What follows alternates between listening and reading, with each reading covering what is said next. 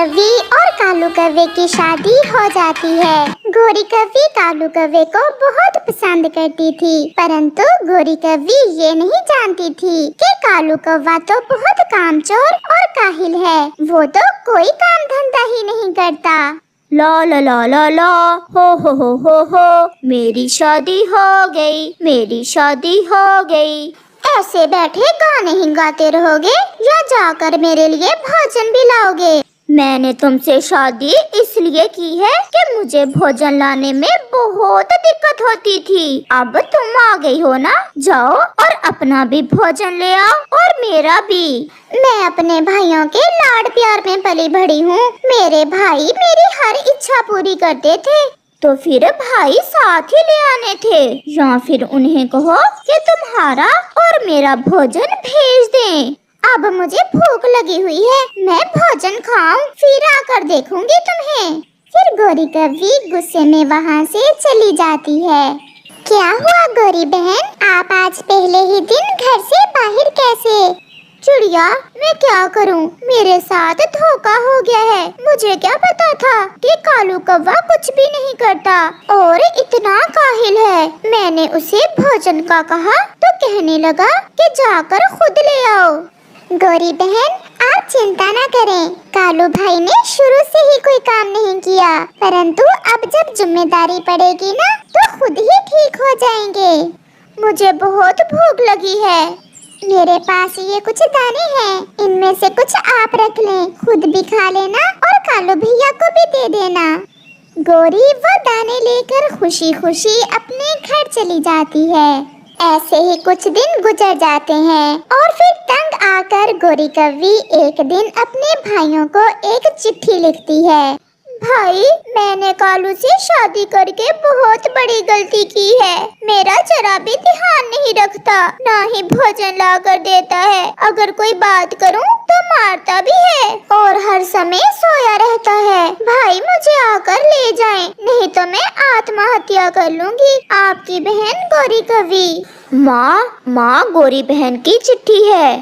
ठीक तो है मेरी बेटी, क्या लिखा है मेरी बेटी ने चिट्ठी में? माँ, गोरी बहन बहुत परेशान है। उसका पति उसे मारता भी है और भोजन भी नहीं ला कर देता। मुझे तो पहले ही वो कोई आवारा कौवा लगता था। मैं आज ही जाकर अपनी बेटी को ले आती हूँ, 2 दाने ही तो खाएगी मेरी बेटी। ऐसा कहते हुए गोरी की माँ गोरी को लेने निकलती है। गोरी, मैं धीरे धीरे खुद को बदल लूँगा, आप प्लीज ऐसा ना करें, मुझे छोड़कर ना जाएं। मैंने तुमसे शादी करके गलती की थी और अब तुम्हारे साथ और रहने की गलती मैं नहीं करूँगी। ऐसे ही गोरी की माँ भी आ जाती है। बड़ा बदमाश है तुम, अब मारो मेरे सामने, मैं देखती हूँ तुम कैसे मेरी बेटी को मारते हो। बोलो, अब बोलो, अब चुप क्यों हो? माँ जी, मैंने इसे मारा तो नहीं है, भोजन के लिए लड़ाई हुई थी मेरी इससे, वो भी मैं सुधर जाऊंगा। आप प्लीज मेरी पत्नी को मेरे पास ही रहने दें। नहीं माँ, मैं अब इसके साथ नहीं रहूंगी। फिर गोरी कव्वी की माँ गोरी को साथ लेकर चली जाती है। चिड़िया बहन, मेरी पत्नी मुझे छोड़कर चली गई है, आप प्लीज मेरे साथ चलें और समझाएं उसे। वो तुम्हें छोड़कर नहीं जाएगी तो और क्या करेगी? तुम तो एक भोजन नहीं लाकर दे सकते उसे, बाकी तुम और क्या करोगे? मैं बहुत कोशिश करता हूँ खुद को बदलने की, परंतु नहीं कर पाता। तो फिर जब खुद को बदल लो तो फिर जाना और ले आना अपनी पत्नी को। ऐसे ही कुछ दिन गुजर जाते हैं और फिर एक दिन गोरी कव्वी को अपनी तबीयत कुछ खराब लगती है। वो बुलबुल दी के पास जाती है। बधाई हो गोरी, तुम एक अंडे की माँ बनने वाली हो। ये क्या गोरी, तुम्हें खुशी नहीं हुई ये सुनकर? नहीं नहीं, मैं बहुत खुश हूँ। फिर गोरी कव्वी वहाँ से चली जाती है। वो एक पेड़ पर बैठ जाती है। मैं अपने बच्चे को क्या बताऊंगी कि इसका पापा कहाँ है और बिना पिता के मैं कैसे अपने बच्चे का पालन पोषण करूंगी। हो सकता है कालू अब सुधर जाए। मैं माँ जी से कहती हूँ मुझे कालू के पास ही छोड़ आए। ऐसा सोचते हुए गोरी कव्वी अपनी माँ के घर जाती है। गोरी जब घर जाती है तो वहाँ कालू को देख हैरान हो जाती है। गोरी, मैंने माँ जी से माफी मांग ली है। चले, मैं आपको लेने आया हूँ। गोरी बेटी, कालू बहुत शर्मिंदा है और ये मिनती कर रहा है। फिर से कुछ ऐसा वैसा ना करने का वचन दिया है इसने। हाँ माँ, मैं भी अब वापस अपने घर चली जाना चाहती हूँ। ये सुनकर कालू तो बहुत खुश हो जाता है। जो हुआ सो हुआ, अब मैं तुम्हें एक अच्छा पति बनकर दिखाऊंगा। फिर कालू और गोरी कव्वी वापस अपने घर चले जाते हैं। पति जी, एक खुशी की खबर है आपके लिए। बताओ बताओ गोरी, क्या बात है? कालू जी, आप पिता बनने वाले हैं। मेरे अंडा होने वाला है। क्या क्या सच में मैं पिता बनने वाला हूँ? सच कालू जी।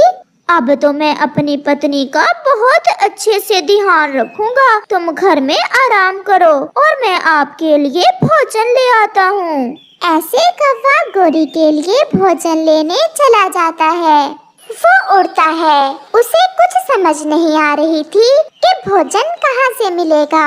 फिर वो तोते और कबूतर को एक पेड़ पर बैठे देख वहाँ चला जाता है। तोते यार, मैं भोजन ढूंढ रहा हूँ, परंतु मुझे तो कुछ मिल ही नहीं रहा। मेरी मदद करें। ये सुनकर तोता और कबूतर हंसने लग जाते हैं। भोजन? और तुम? पहले तो कभी तुम्हें भोजन ढूंढते नहीं देखा। और कव्वे जी, भोजन सुबह के समय मिलता है। इस समय तो सब पक्षी भोजन लेकर अपने घरों को चले जाते हैं। तो फिर तोते और कबूतर यार, कल जाते हुए मुझे भी अपने साथ ले जाना। मैं भी भोजन की खोज को जाऊंगा। अब मैंने खुद को बदल लिया है, क्योंकि मैं अपना घर बसाना चाहता हूँ। अगर तुमने सच में खुद को बदल लिया है तो फिर हम सुबह जाते समय तुम्हें साथ ले जाएंगे। फिर कौवा वहाँ से चला जाता है।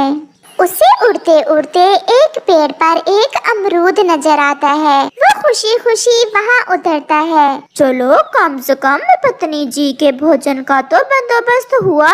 फिर कौवा वो अमरूद लेकर अपने घर चला जाता है। क्या आपने कुछ खाया है? हाँ हाँ, मैंने तो चावल खा लिए थे। कालू झूठ में ऐसा कहता है। ऐसे अब वो दोनों एक दूसरे से प्यार करने लगे थे।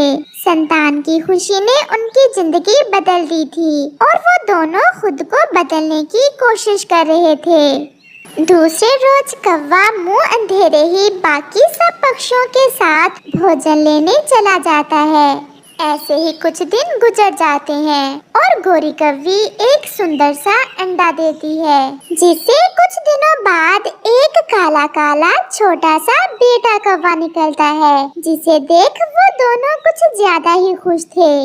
गोरी, अब मुझे पता चला कि जिंदगी का असल मकसद क्या होता है। जो खुशी मुझे अपने परिवार के लिए जीने से मिलती है, वो मुझे अकेले में कभी ना मिली थी। मैंने बहुत चोरियां की, बहुत बुरे काम किए और मेरे इस बेटे के कारण मैंने सब छोड़ दिया। मुझे भी माफ कर दो कालू जी, मैं जो आपको छोड़कर चली गई थी। मैं भी अगर सब्र और बर्दाश्त करती तो समय तो गुजर ही जाना था। फिर जंगल में तेज बारिश शुरू हो जाती है। हमारे घर में तो भोजन भी नहीं है और बारिश भी तेज है। हमारे इस छोटे बच्चे को किसी नरम नरम फल की जरूरत होगी। आप ऐसे हालात में भोजन की खोज को ना जाएं। नहीं गोरी, मैं अपने बेटे को भूखा नहीं देख सकता। और फिर कालू कौवा तेज बारिश में घर से निकलता है। कौवे को तेज बारिश में जाता देख चिड़िया उसे आवाज देती है। कालू, ओए कालू, सुनो तो, कहाँ जा रही हो? मेरे घर में एक छोटा सा बेटा आया है और घर में खाने को कुछ नहीं था। मैं कोई नरम नरम फल लेने जा रहा हूँ। अब बताओ कालू, पहले वाली जिंदगी अच्छी थी या अब वाली? चिड़िया बहन, सच पूछो तो जीने का मजा ही अब आया। बारिश के लिए भोजन का बंदोबस्त पहले से कर लेते हैं। चिड़िया बहन, मैं सब सीख जाऊंगा। अब आप ऐसा करें कि पहाड़ों पर जाएं। वहाँ एक बड़ा पेड़ है जिस पर मीठे मीठे जामुन लगे हुए हैं, आप वो ले आए। फिर कालू कौवा चिड़िया को धन्यवाद बोलकर वहाँ से चला जाता है। पहाड़ों पर कालू को वो फल मिल जाते हैं और उसे एक ऐसी खुशी मिलती है जिसकी कल्पना वो कभी नहीं कर सकता था, क्योंकि उसने अपने छोटे बेटे के लिए भोजन ढूंढ लिया था। इस कहानी से हमें सीख मिलती है कि जिंदगी हौसले और बर्दाश्त से गुजारो और फैसले करते समय सोच समझकर फैसले करो, क्योंकि अगर थोड़ा मुश्किल समय गुजर जाए तो हो सकता है कि आने वाला समय आपके लिए ढेर सारी खुशी